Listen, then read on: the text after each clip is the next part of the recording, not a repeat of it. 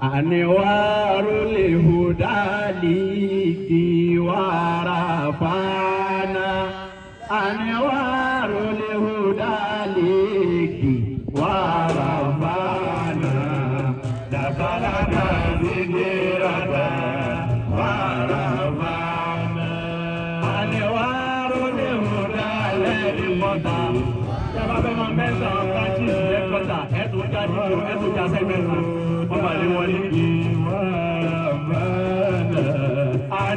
ANWARU-L-HUDA lẹ́ẹ̀dìmọ́ta. ANWARU-L-HUDA ní gbogbo wa. ANWARU-L-HUDA pápá ládá. ANWARU-L-HUDA ní Buhari. ANWARU-L-HUDA ní yàyà. ANWARU-L-HUDA KUJE branch.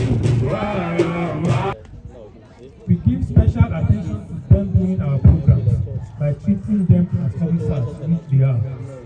It basically involves a lot of human and financial sacrifice, which involves all members of the KUJE branch, most especially the chairman, Amira, and the parents of these officers. The outgoing executive under the chairman and Amira always give room for individuals that have willingness to display their inherent and God-given talents and skills. This was also a major prayer. All of these efforts makes us the only branch of ANWARU-L-HUDA which has been able to run and still sustain a functional Sharia. Conclusion and recommendation. It is our hope and prayer that inshallah the incoming executive will also be able to sustain this momentum and in fact surpass everything this leadership has achieved while steering forward the affairs of this noble society. We hereby recommend implementation of the provisions of the ANWARU-L-HUDA Constitution to institute standing committees to complement the efforts of the executives and give other members belonging. We wish to appreciate every single member of ANWARU-L-HUDA KUJE branch once again for your continuous support in the past. Please endeavor to continue to do same for the incoming executives so that by extension we continue to become a progressive society.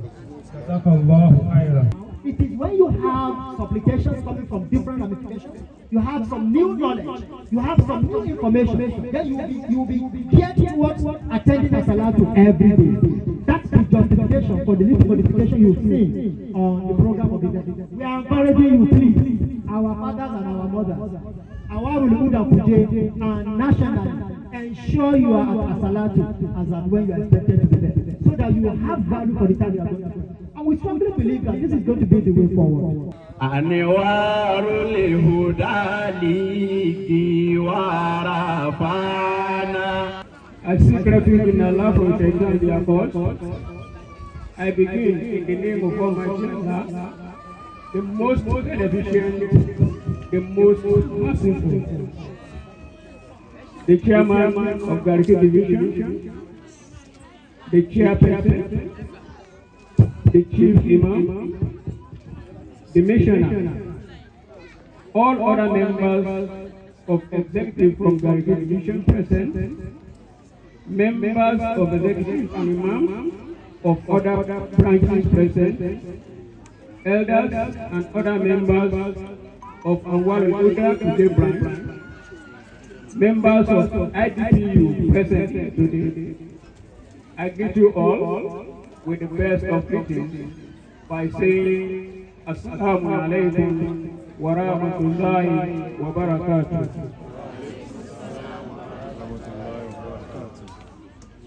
Today marks a very unique day in the history of ANWARU-L-HUDA KUJE branch, as we are going to be witnessing not two transitions again, but three transitions, all coming at the same time. Number one is the handing over of baton to a new set of executives, the turbaning of a new brand new imam, following the elevation of our outgoing imam to a higher status, that led this movement back to Ilorin. And to crown it, the change of name of our noble society from the once known Islamic Youth League of Nigeria to ANWARU-L-HUDA League of Nigeria. Allahu Akbar. We give a lot of thanks to our elders who made the change of name a possibility. The elders of the branch never left us alone in the time of challenges, as we were able to summon all imaginary issues to logical and amicable solutions. I say, Jazakallahu khairan. I will not forget to appreciate the commendable efforts of the Shura Committee, ably led by Alhaji Maruf, that did a very great and successful job that produced the peaceful and cordial transition that we are witnessing today. I, on a personal note, and on behalf of my entire executive council, we also like to apologize sincerely to all we might have offended, either individually or collectively, during the course of the discharge of the leadership responsibilities placed on us. Definitely, we did not come on board because we were the best, but because it was a divine call of Almighty Allah that we would meet you. He is the most perfect that is devoid of any fault. We hope and pray that our apologies are accepted. As a branch, however, we have not lost touch with our dreams of turning this place to a citadel of learning for both Islamic and Western education. We have no doubt that the incoming executive will begin the process of actualizing our dream right on this side. Our strong appeal, therefore, is for the headquarters to relax their strong hold on this plot and support this branch in whatever progressive venture we may wish to transform this site into. We give you the strongest assurance that whatever is done here will be to the glory of Allah, the Muslim Ummah, and the good name of ANWARU-L-HUDA Youth League specifically. ANWARU-L-HUDA League Warafana. Abdul Rauf Oladipupo, the chairman. Number 2, Alhaji Abdullahi Salahuddin, vice chairman 1. Number 3, Alhaji Kainde Abbas, vice chairman 2. Number 3, Alhaji Yusuf Adeoye, general secretary. Number 4, Alhaji Ismail, assistant secretary. Alhaji Mutiu Ashifa, treasurer. Alhaji Ahmed Olania, financial secretary. Yours sincerely, public relations officer 1, Dr. Kazim Abubakar. And then Alhaji Muhammad Oladimeji, public relations officer 2, my good friend. And Alfa Abdul Fatai Ajani, welfare officer 1. And then Mr. Shamsuddin Olajumoke, welfare officer 2. Is he already said? And then on the female wing, we have Ajia Nafisa Oyedoku, Amira, and then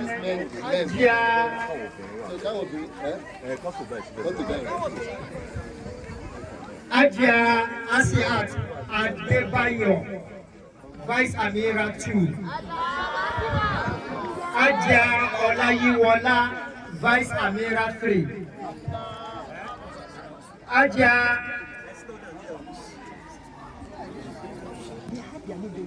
Congratulations, Ajia. Ajia Sekinat Ajani, General Secretary. Ajia Hawa Jimo, Assistant Secretary.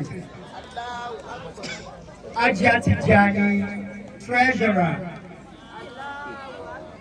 Ajia Latifa Yunusa, Financial Secretary. Ajia Fadila Akibode, Public Relations Officer 1. Ajia Rahmat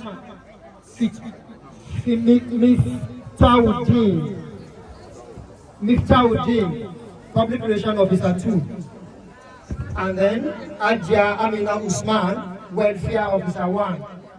Then Ajia Obadeki, Welfare Officer 2. These are the, I present to you, sir, the incoming executive officers of the ANWARU-L-HUDA League in KUJE for your inauguration, sir. Steering the leadership of the association for the next 3 years. Yes, Am I right? Yes, sir, you're very correct. Thank you so much. Congratulations, KUJE branch. Let me start by standing on the existing protocol. And I must say that we at the headquarters, we are very happy with the development of things at KUJE branch. The smooth transition from one administration to the other is an evidence to show that the love that existed between KUJE is waxing stronger by the day. We congratulate you. There are a lot of people I want to congratulate today. We can see on the seat your pioneer chairman comfortably seated is something you should be proud of. You know, when you start something and it's growing before your eyes. The pioneer imam, I congratulate you too. I congratulate the outgoing executive. I must say that we observe that the shoes that is being left behind by the outgoing executive is a big one. But again, I am confident that the people coming in will take the bull by the horn, and I'm sure they will not disappoint you. I am so elated to see the caliber of people that have been elected into your executive. So with this kind of people, we can say that KUJE is moving forward, inshallah, and by Allah's grace, you will get to the destination. Some of the observations, your comments have been observed, especially when you are talking about your wanting to do more and how you want the headquarters to assist you, to support you.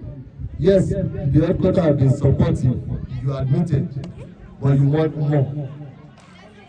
Okay, the headquarters have noted it, we will discuss this among ourselves, but I must say to you that we should look beyond our needs. We should think outside the box. Yes, we know the common thing that every Islamic organization will say they want to do as investment is schooling and the regular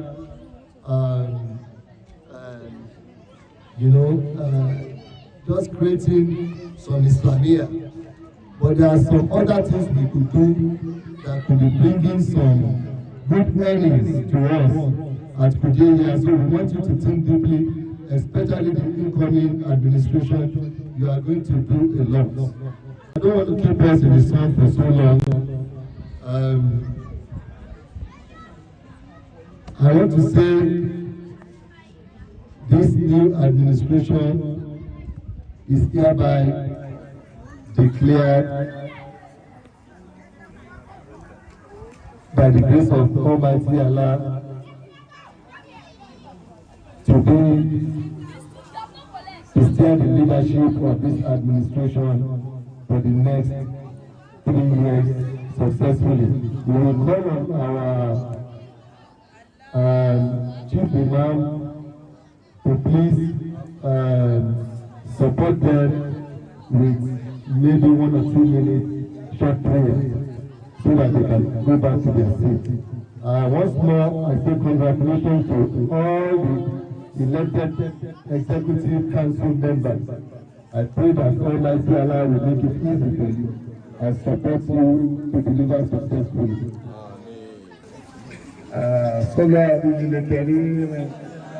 اللهم صل على سيدنا محمد وعلى ال محمد كما صليت على ابراهيم وعلى ال ابراهيم وبارك على محمد وعلى ال محمد كما باركت على ابراهيم وعلى ال ابراهيم في العالمين انك حميد مجيد. adúpẹ́ fún Ọlọ́run jàmá alhamdulillah, adúpẹ́ fún Ọlọ́run jàmá alhamdulillah, asọ̀kẹ́ alhamdulillahi rabbil alamin alhamdulillahi rabbil alamin. Àkọ́kọ́ tí a bá wo ibi yìí, ètò Olúwa ti ṣe yìí, ó ti ṣàgbá àsìkò tó bẹ̀rẹ̀. Ó mìíràn pé a dúpẹ́ fún Ọlọ́run. على عباد الذين اصطفى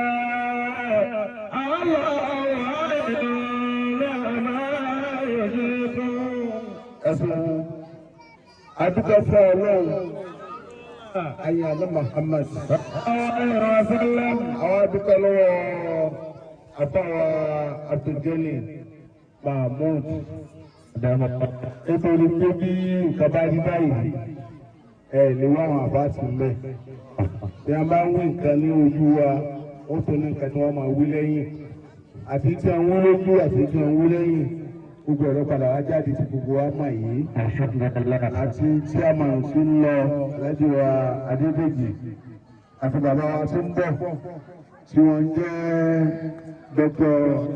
Ọládìpọ̀ àtàwọ̀wéfè Ọládìpọ̀ ẹni kíní kejì wọn ẹ̀dá kan bá mi gbà bẹ́ẹ̀ kí n fi wọ́n kí gbogbo ẹni tí ń lọ àtẹni tí ń bọ̀ wípé ẹni tí ń lọ ẹ̀kú iṣẹ́ wípé ẹ̀ka adé yìí Ọlọ́run àwọn tí ń bọ̀ yìí Ọlọ́run ti wọ́n ní sí jù yìí lọ. ẹ má jẹ́ àmọ́ ṣe mistake àdúrà kan, ẹ má jẹ́ àmọ́ sọ pé Ọlọ́run ó fún ọ sí lọ́rọ̀ bá fún ìṣègùn ní sọ̀síìkì. Ọlọ́run ó bá ọ sí Ọlọ́run bá lẹ́kìsì ìsìláàmù ni tòun tó tòun náà Ọlọ́run ó bá yín sí tí ó gbólẹ̀ síbi tí o fẹ́. Al-mu'minun wal-mu'minat àgbọ̀dọ̀ fáwọn ẹ̀yà wa lẹ̀ àmọ́ wa tí wọ́n ń lọ ẹ̀dá kan torí àlejò ni alájà wa Dr. Solébọ̀ àti màmá wa tó ń bọ̀ alájà wa Oyèdèkun Nafisat atẹnudínlọ atẹnudínbọ̀ àti àwọn náà àti ìdílé àwọn ìṣàkóso lápapọ̀ ọlọ́wọ́ bẹ́ẹ̀ náà sí o ọlọ́wọ́ bí náà di sí o látọ̀rí ìmáàmù ìkànnì gbogbo kálukú wa kódà àwọn mẹ́mbà tó gbé ẹlòmíì wá nígbà ìlú ní kẹ̀kẹ́ ni wọ́n fẹ́ di ilé sàmínà ju oyè lọ wọ́n wà nínú ẹgbẹ́ bẹ́ẹ̀ àti àwọn náà tí wọ́n kó iṣẹ́ kò sí kí ní kẹ̀kẹ́ bí yóò ṣe tí yóò àpamọ́ lọ́dọ̀ Ọlọ́run náà Ọlọ́run kọ́ àwọn ọlá bẹ́ẹ̀ tí a máa wá sí wọ́n gbòòrò àfi àwọn náà tún gbòòrò pẹ̀tà láì tẹ́ ní kẹ̀kẹ́ sí kọ́dà àwọn àfáàná àti àmọ́ wọn ọlọ́mọsàbà dúpẹ́ fún yóò ọlọ́mọsàbà dúpẹ́ fún yóò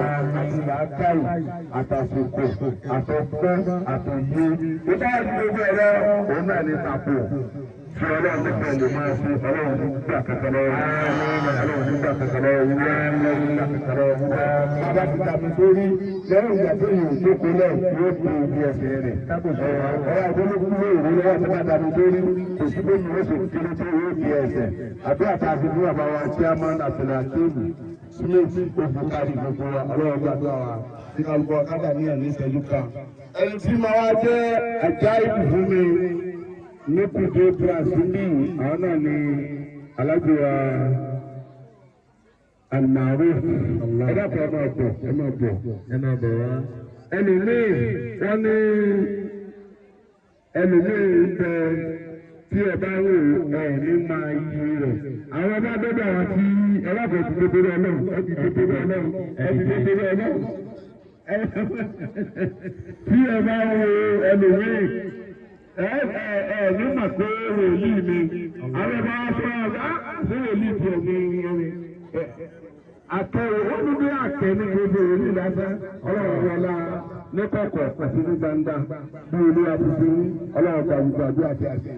أعوذ بالله من الشيطان الرجيم بسم الله الرحمن الرحيم آمين لقد صدق الله رسوله الرؤيا بالحق لتدعون المسجد الحرام إن شاء الله آمنين معلقين رزقا مقصدين لا تخافون فعلم ما لم تعلموا فجعل من دون ذلك فتحا قريبا هو الذي أرسل رسوله بالهدى ودين الحق ليسير على دين كلهم وكفى بالله شهيدا محمد رسول الله عليه وسلم محمد رسول الله محمد رسول الله والذين معه الشجاع والكفار لا بعضهم تراهم ركعا سجدا يرتضون فضلا من الله ورضوانا سيماهم في وجوههم من اثر السجود ذلك مثلهم في التوراة ومثلهم في الانجيل كثر خرج فتاه فاثره واستكنف واستوى لا شك يجيب سماع يكسر بهم الكفار وعد الله الذين امنوا وعملوا الصالحات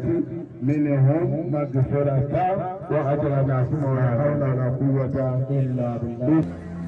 Sẹ́rí àkàkọ́ ń bẹ tó já pé tí a bá wọnú ìsìlámù lọ́dọ̀ ọlọ́ọ̀dọ̀ ìdáǹkà tá a bá wọnú ìsìlámù àníri ìtẹ̀mí omi ti ń bẹ̀ ń bẹ̀ tó pé tá a bá wọnú ìsìlámù àkàbẹ̀ kì í ṣe àdádálẹ̀ ẹ̀rí flight ń bẹ nínú ìsìlámù.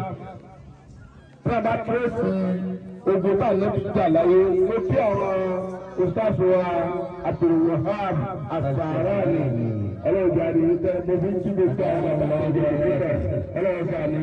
Ọmọ adéjọ tó jẹnara ẹ̀kú iṣẹ́ tòbítí ẹ̀ bá dé oko ẹni tó bá kọ́kọ́ palẹ̀ òun yóò kan igi tó ní oyin òun yóò kan igi tó léèrà òun yóò kan igi tó tóbi bàbá wa so igi nìbá gbogbo ẹni tí bá ń padà wá ń dáko lórí ilẹ̀ yẹn òun ní bá ń kankan mọ́ ẹbí bàbá wa tí a mọ̀ níbi ni wọ́n ti palẹ̀ ara wa méjọ ọlọ́run yọba àbúrú láti. lórí ọ̀rọ̀ flight ìgbà tí ànábì ń ta fún ogun tí ànábì jà láyé ọ̀pọ̀ díẹ̀ àmọ́ àwọn ogun tó pọ̀ inú rẹ̀ ní bádàrí wà inú rẹ̀ ní ogun andáàkì wà inú rẹ̀ ní ogun ìléèmí wà gbogbo àwọn ogun yìí táàbù mọ̀ pé àwọn tó sọ àìsí ẹni pé kọ́ra nínú ẹ̀sán àdúrà fún ọ pé àsáàbù fún nàlẹ́ àwùjọ̀mí nínú ẹ̀sán àjìrí wàlẹ̀ àǹsọ̀ àtàwọn tó tẹ̀lé wọn oṣù tó ní orí bẹ́ẹ̀ báwọn wọn tó kíyàn kú fẹ́ kí n ṣe fẹ́ kékeré ní oṣù àríkà pé ẹlòmíì tó bá gbé fúláàgì lọ́wọ́ wáyé tí a bá sọ ìdá sí tọ́wọ́dù bá fẹ́ kọ́lẹ̀ yóò bọ́ tòkì gbà tọ́wọ́ sèmi àti ẹ̀yìn kọ́ ilé ló kù tọ́wọ́ ti gbólé ó má yẹ̀ta ọwọ́ kejì kọ́ ó wà ńbẹ̀ náà yóò wà fún mi àti fúláì kìí ṣe pé wọ́n dáadáa dẹ̀ tó nígbà tó bá yọ padà sọ Islamic history tó wà bẹ́ẹ̀ yìí ANWARU-L-HUDA University of Nigeria àtọ̀tún àwọn èèyàn àti ìṣẹ́ntì rẹ̀ fún àbàbà wa tó ń bọ̀ náà tí wọ́n bá ti ń gbé ilé ọ̀rọ̀ ó ní ìtọ́jú ní ọmọ wí ṣé bí ẹ ti ṣe lẹ́nu àbí tí àwọn ọmọ ọ̀bọ̀ ọ̀sùn ẹgbẹ́ wọ́n sùn kí àwọn onífẹ́tò ọ̀lẹ̀ ìyá bẹ́ẹ̀ jẹ́mọ̀ ká sọ pé subhanallah walhamdulillah wala hawla wala quwwata illa billahi al-aliyyil azim عدد خلقه ورضا نفسه وسلطة عرشه وزنة عرشه ومداد كلماته ومنتهى علمه ومبلغ الرضا اللهم صل وسلم على سيدنا محمد الشافي المصطفى خير خلق الله وعلى الأنبياء والمرسلين وآلهم وصحبه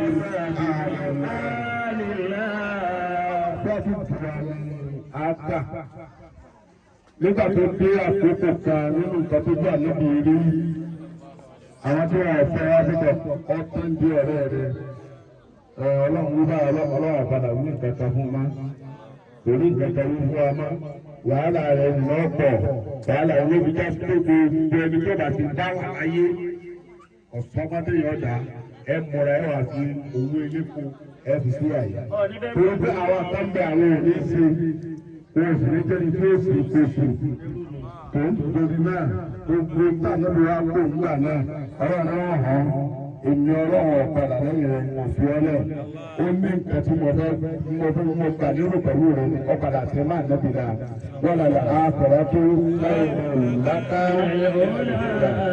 bàbá gbọ́dọ̀ ẹ̀rọ tààrà rù bẹ́ẹ̀ ọlọ́run bí àwọn tí a máa fi ń bọ̀ yìí ní ọba tí ń wọlé ọlọ́run kí tí wọ́n máa ṣe ọmọ àgbà àgùntàn ìjọ kọjá lọ.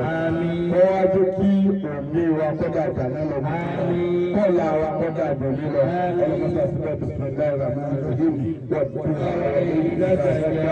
máa wá jẹ́ àkàrà fúnka àwọn máa kọ́lá wọ́n lè ákẹ́rẹ́ fi káyọ̀ lọ́kà nínú ìrírà wọ́n lè ákẹ́rẹ́ fi káyọ̀ lọ́kà nínú ìrírà wọ́n lè ákẹ́rẹ́ fi káyọ̀ lọ́kà nínú ìrírà wọ́n lè fi fàyè kàlọ́ fún kàbàkà ńkọ́ alámìlẹ̀ ووجدك ضالا فهدى ووجدك عائلا فأغنى فأمر يسمى فلا تتعب ومن سعى فلا تنهى وما بالنعمة ربك ولا حول ولا قوة إلا بالله.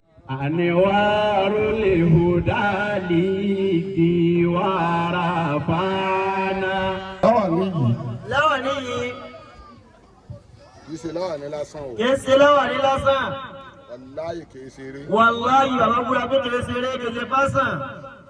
mo gbọ́ pé wọ́n ní àwọn ITP ubẹ́ńbì bàbá ṣé Adam padà mọ́dà ó lọ òbúra àmọ́tì bàbá ní mo láyà sáré.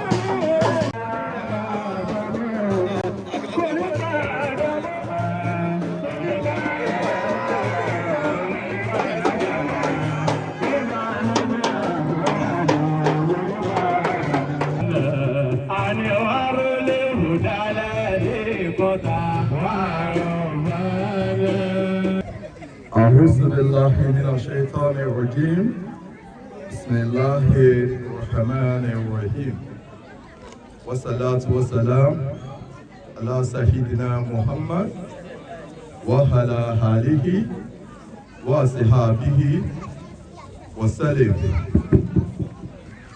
وكل الحمد لله والسلام على عبادي الذين اصطفى الله خير among his record. First, permit me to start with protocol. I want to recognize the presence of ANWARU-L-HUDA, the Gariki Division Headquarters, in person of our Alhaji Abdulhakeem Smith, supported by his vice, Alhaji Olaniyan Abdulateef. I also want to recognize the presence of our Fadila Sheikh Alhaji Sahad Suleiman, our Chief Missioner Alhaji Mumin Sadala,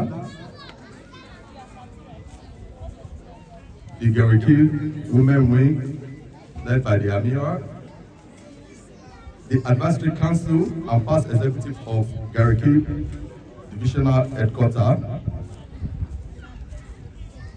all ANWARU-L-HUDA branch chairman and secretary here present, the outgoing executive of ANWARU-L-HUDA KUJE branch, led by the chairman, Alhaji Pharmacist Abdul Fatai Adedeji,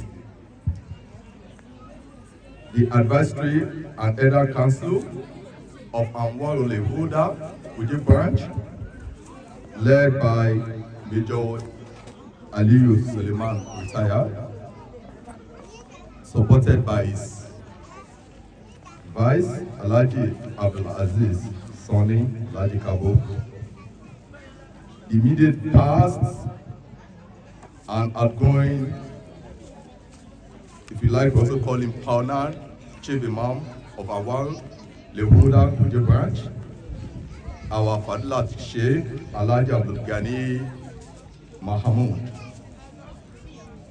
I also want to recognize the Shura committee that ushered the new executive,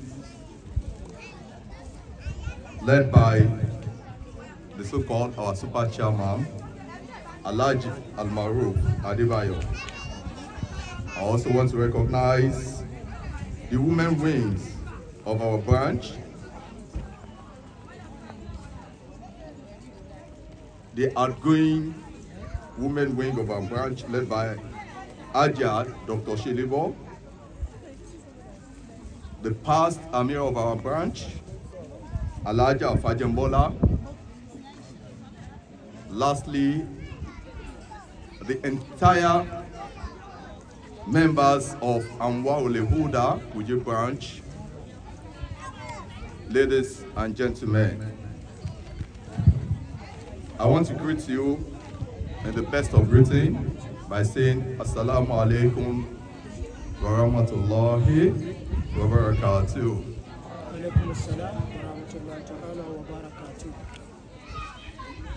I start in the name of Almighty Allah, the most beneficent, the most merciful. All praises and adorations are due to Almighty Allah, and may the blessings of Allah be with our noble Prophet Muhammad sallallahu alaihi wasallam, his entire household, and all the Ummah from now to the day of Qiyamah. Once again, I give thanks to Almighty Allah for making today possible. Verily, no leaf shall fall from any tree without the knowledge of Almighty Allah subhanahu wa ta'ala. Indeed, today's inauguration is ordained by Allah.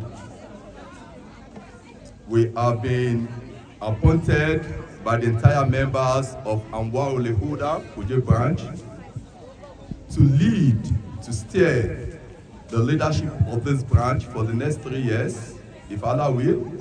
Not because we are the most competent, not because we are the most capable to do this, simply because they just feel we should just lead our branch.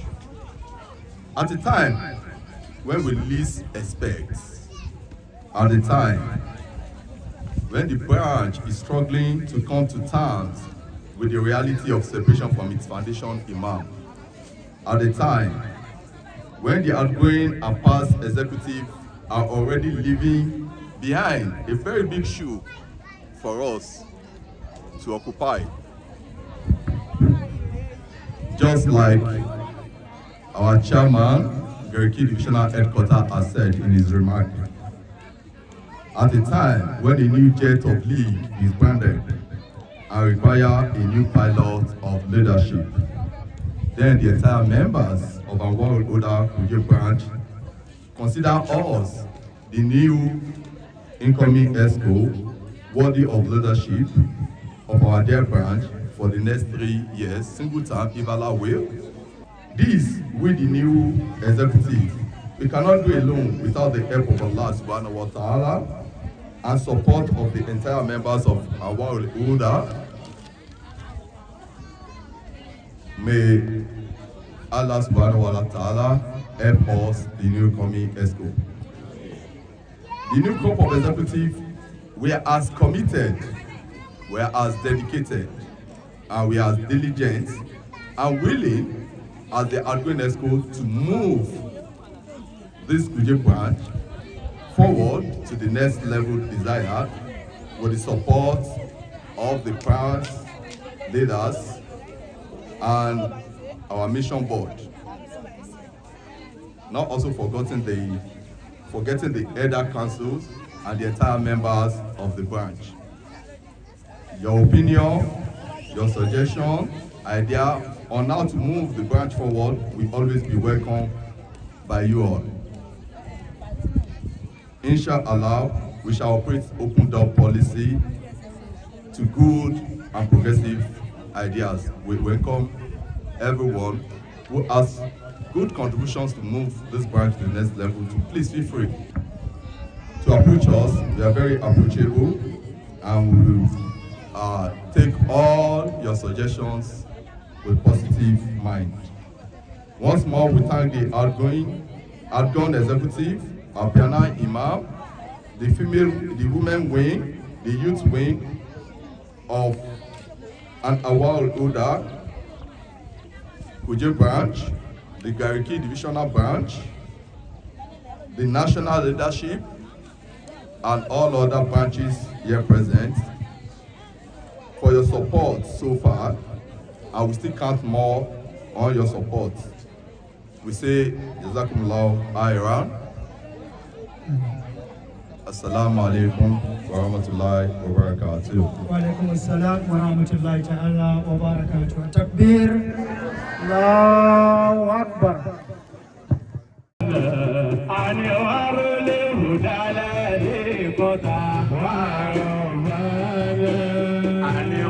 Before we go into the leadership in Islam and followership in Islam proper, we must understand salient issues about leadership and followership. There are so many concepts, there are so many types of leadership style that we have in the world. For the purpose of this program, I will narrow it down to only 5. We have democratic leadership. Democratic leadership has to do with the leadership that allows people to exercise their rights. It is the leadership that accords respect to the fellowship. It is the leadership that imbibes the spirit of majority, that allows the minority to have their say when the majority have their way.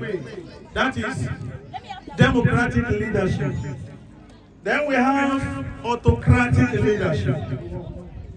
Autocratic leadership is the inverse of democrats.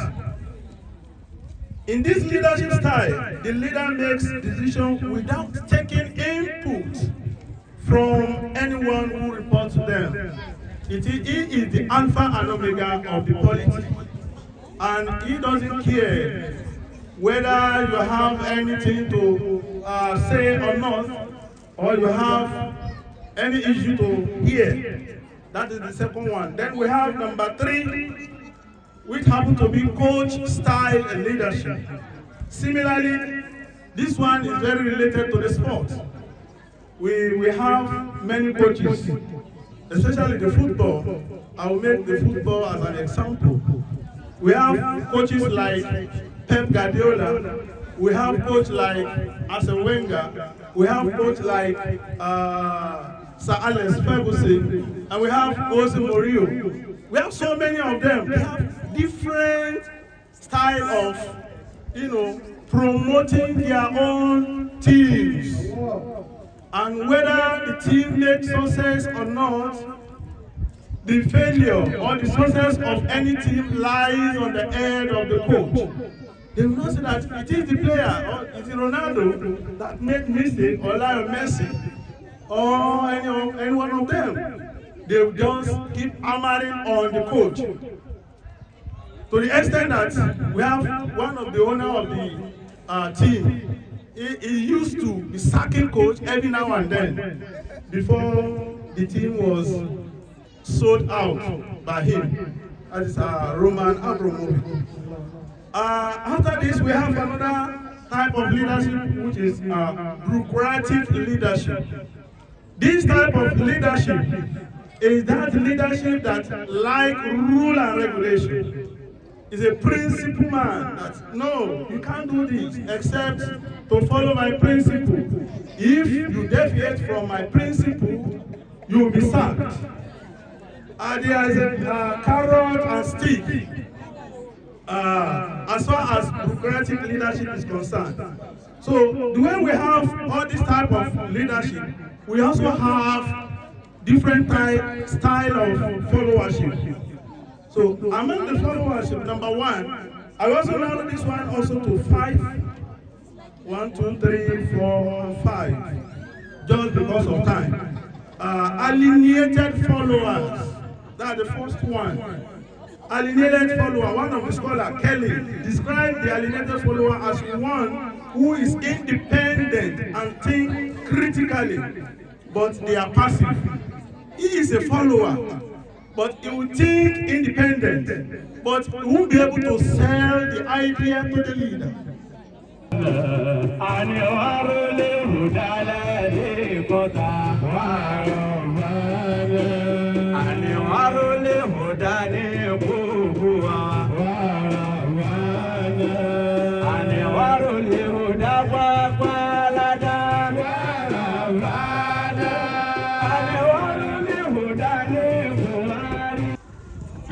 عمر رضي الله عنه كتب لابنه رضي الله عنهما من يتق الله وقاه ومن أقرضه جزاه ومن شكر ومن حمد الله شكره الله وزاده سبحانه تبارك وتعالى. وسقط في الدنيا عند الله.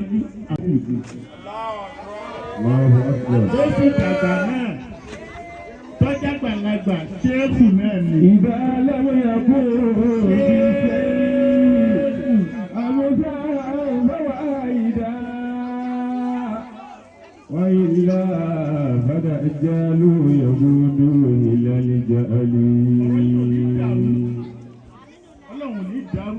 Wọ́n máa yá kẹ́hìn gàjùfà. Ìdùnnú ní yí fún wa. Ọ̀pẹ̀rẹ̀ látòrí yín. Nítorí bàbá yìí mo tẹ̀ mọ́ gbọ́pẹ́jọ́ rẹ̀ sún ẹ̀dùn kálá bàbá wa ọlálẹ́yìn mo ní kí n mo fi ṣe bàbá yìí. Mo dẹ́ máa dùn bẹ́ẹ̀ máa ń ó ti sọ pèmí lónìí sí ó ṣe ìjọba ayé ti ṣe kí n mọ kí ló dé ìfẹ́ náà ni Ọlọ́run kò ní gbà yín lọ́wọ́ wa báyìí.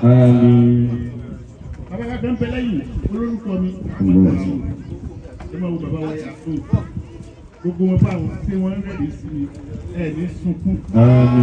Àmọ́ lóore o ẹ̀fọn ọlọ́run lé lára wa ọlọ́run bọ́ fún ilé ọlọ́run kò láti dá fún yín wọ́n wá fi kí gbogbo àwọn bàbá wa tó wà ń kalẹ̀ látòrí Major General Major bá a ṣe ń fà bẹ́ẹ̀ ni wọ́n fà lóbi ẹ̀ pé kò ní wá mọ́ yọkàn sá lọ ni wàláhì ó sì dàrú gbogbo àwọn ikú náà tá à ń pè kí wọ́n tó wá jọ ìwà wọ́n wá jọ ẹ̀ ANWARU-L-HUDA ọlọ́run dákun mọ́ṣá ṣe rọrùn mẹ́tò.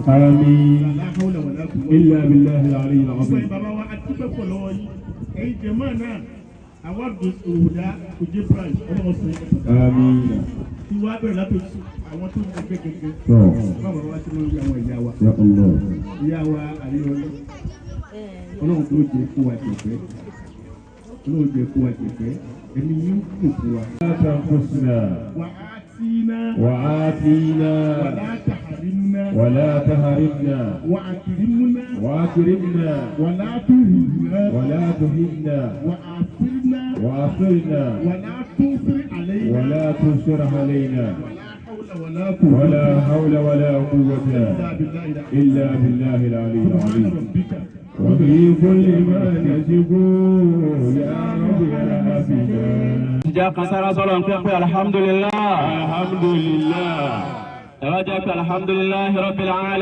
الحمد لله رب العالمين دور مقامي دي إبا ọ̀dọ́ làfà báyìí tẹ bẹ̀rẹ̀ sẹ́ni báyìí. ọ̀dọ́ lè mi wọ Allahu Akbar ẹsẹ̀ fẹ́ gba sẹ́ni.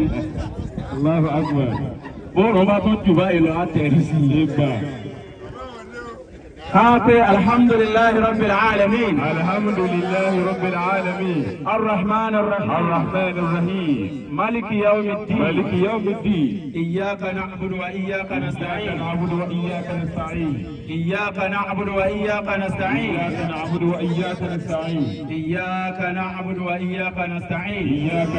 وإياك نستعين níbi tí mo ti dúró ibà àdéhùn tí gbogbo wa tá a bọ́lọ̀ ń ṣe nù insha Allah èmi náà ti bọ́lọ̀ ń ṣe tẹ́lẹ̀ àmọ́ mo tún kàn pa lónìí insha Allah ìwọ náà ti bọ́lọ̀ ń ṣe tẹ́lẹ̀ pàápàá jùlọ àwọn tí wọ́n bọ́ oyè lílọ́ lọ́rùn lónìí àmọ́ ẹ̀yin náà tún kàn pa lónìí. Gbogbo wa tí a sì jẹ́ elders nínú ẹgbẹ́ ìdùnnú gbogbo wa náà a ti ń ṣe é bọ̀ tẹ́lẹ̀ àmọ́ lónìí pẹ̀lú ANWARU-L-HUDA League of Nigeria àdéhùn tá à ń gbé bọ̀ tẹ́lẹ̀ nínú gbogbo àwọn bàbá wa Alhaji Ọláníyàn nínú tèmi rí kọ́ńbẹ̀ tí wọ́n sì wí òun náà ni pé iṣẹ́ tó ṣẹ̀ṣẹ̀ bẹ̀rẹ̀ ni pẹ̀lú kọ́ta tó ṣẹ̀ṣẹ̀ sọ́ra wáyé. Torí náà effort wa ó tún wá gbọ́dọ̀ increase higher. fún délé èyí dènà tí mo wí òun gbogbo alákó sínú ẹ̀rọ àṣẹ̀ṣẹ̀ tó tún sẹ́gbà ní tuntun báyìí ni. àtolóyè tẹ́lẹ̀ àtàwátà ẹ̀sẹ̀ gbá àtàwátà gbàtà bá ṣe é dé táwọn tó wọn sọ̀rọ̀ lọ́wọ́ káwé pé iyyaka na'budu wa iyyaka nasta'in. àwa pé ihdina siratal mustaqim. gbogbo ẹ̀yin tẹ́ tó ṣẹ̀ṣẹ̀ gba sẹ́lónì náà ẹ tó wí kẹ́ pé ihdina siratal mustaqim. ẹ̀yin tẹ́ gbẹ́jọba lẹ̀ bọ́lọ́wọ́n ṣe ní dójú tì yín tẹ́ ẹ̀ ní síyàn gbèsè lẹ́ lọ́wọ́ ẹ̀yin náà tún tọrọ ọ̀mọ̀nà pé ihdina siratal mustaqim. kájọ wá pariwo rẹ̀ pé siratal ladina an'amta alayhim ghayril maghdubi alayhim waladdallin. آمين.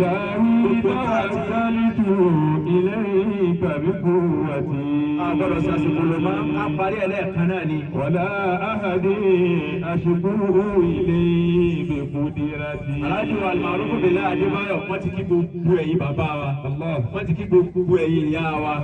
Wọ́n ti kí gbogbo ẹ̀yin olóyè tẹ́ gbé sẹ́lẹ̀. Wọ́n ti kí ẹ̀yin tẹ́ ẹsẹ̀ ń gbàṣẹ́ ọlọ́mọ́sàbà wa kí kó. Àmín. Nǹkan kan mo wá fẹ́ yán kò sí wákàtí ti tẹ́lẹ̀ mọ́ o. Àwọn ìmáàmù ti wí bẹ́ẹ̀. Ẹ má retí wákàtí ẹnu mi bíi tẹ́lẹ̀ bá. Fún délé kí n tó wá lọ kí n tó kó omi tí ìdí ni máa dá bàbá mi máa. ANWARU-L-HUDA tí wọ́n ẹsẹ̀ gbé dé ẹ̀jẹ̀ ìjà yín sí ìtọ̀. Bẹ́ẹ̀ bá ti wá já yín sí ẹ má retí mi níta. Èyí tó máa dá wákàtí àbí bàbá ìmáàmù àbíkò lẹ́sẹ̀ wí. Wọ́n máa rí bẹ́ẹ̀ ẹ wá tẹ̀lé mi báyìí tọ̀ ní ìṣẹ́jú kan èyí sì rábà náà. ẹ máa rìkọ́dù ẹ̀ tọ̀ ẹ tẹ̀ fóònù yín. ANWARU-L-HUDA líìgì mẹ́tẹ̀ẹ̀ta ọ̀lẹ́ tó pọ̀ ANWARU-L-HUDA liki warafana. ANWARU-L-HUDA liki warafana. Dakalana zikirata warafana. ANWARU-L-HUDA lẹ́ẹ̀dínmọ́ta. Yàrá bẹ́ẹ̀ máa mẹ́sàn-án kájí lẹ́kọ̀ọ́ta ẹ̀tún jáde jù ẹ̀tún jásẹ́ mẹ́sàn-án. Wọ́n bá lé wọlé.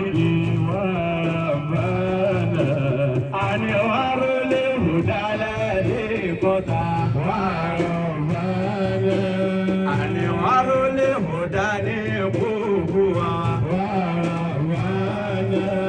ANWARU-L-HUDA pápá ládá. ANWARU-L-HUDA ní Buhari. ANWARU-L-HUDA ní yàyà. ANWARU-L-HUDA kújẹ́ báńkì.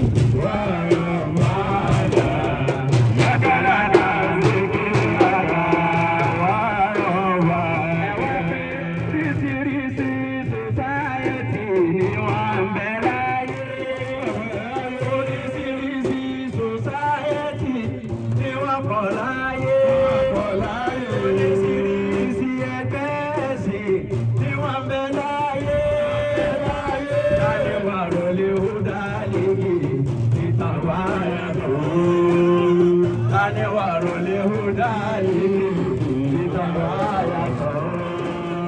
táwa balẹ̀ dánú àyíká táwa tiwa tìfẹ́ àlàlà ilá ilá ilá rọ̀bùnà àlàmúlà àlàlà ilá ilá ilá rọ̀bùnà.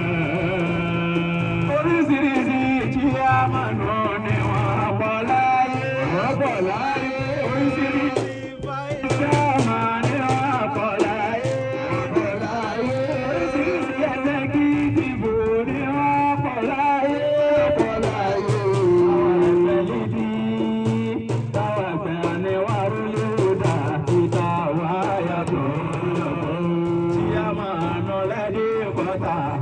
Bàbá yàtọ̀ ìjà máa wá kúndé ìtàwá yàtọ̀ oríṣiríṣi àmìrà ni wọ́n kọ̀ láyé oríṣiríṣi àmìrà ni wọ́n kọ̀ láyé oríṣiríṣi ìmáàmù ni wọ́n bẹ láyé ìbàbà àkàdàlà ìbàbà yàtọ̀.